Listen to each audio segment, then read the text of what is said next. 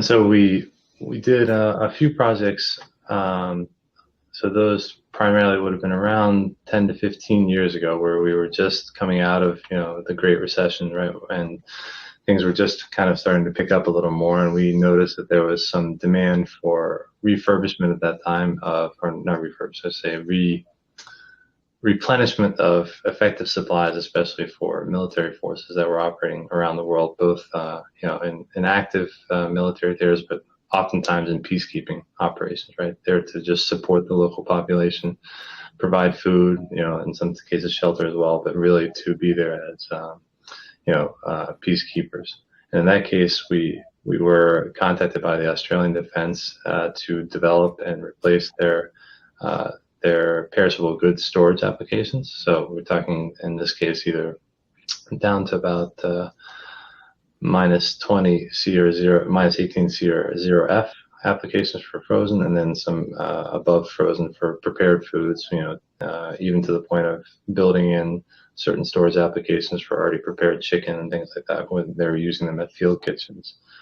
And those were definitely great learning experiences for our team. Our engineers really came through. We had a whole host of tests that we had to meet, as you mentioned, including vibration tests, radiated emissions tests, conducted emissions tests, high temperature tests, low temperature tests, solar load tests.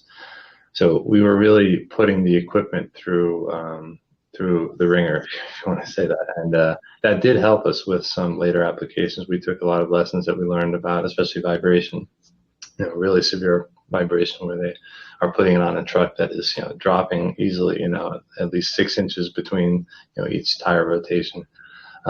And we took those and applied them to our general products, even though, they weren't necessarily needed for normal vibration shock that we see. We said, well, these are ways that we can improve that product. Same with the radiated emissions. If we saw certain things and certain devices that might, be in a certain band that even though commercial is acceptable, we often then would take and say, well, I mean, at some point this regulation is probably going to come into the commercial space from the military space, so we're going to go ahead and make that adjustment with that piece of equipment and just say we're going to be ahead of the curve. So, it's less work for us to do later when somebody does kind of implement some of those same things on the commercial side. So yeah, definitely great learning experiences. But also, really good to work in those cases with, the teams at the various military sites, including the full Quartermaster Corps, for example, in the Australian Defence, and similar teams in the Swedish Defence, to just make sure that allied governments were getting the equipment they needed and how they needed it. And interestingly enough, obviously a lot of it tied into the NSN system as well, where it just allows for some flexibility of part supply and things like that on the back end as well for a lot of these countries. So.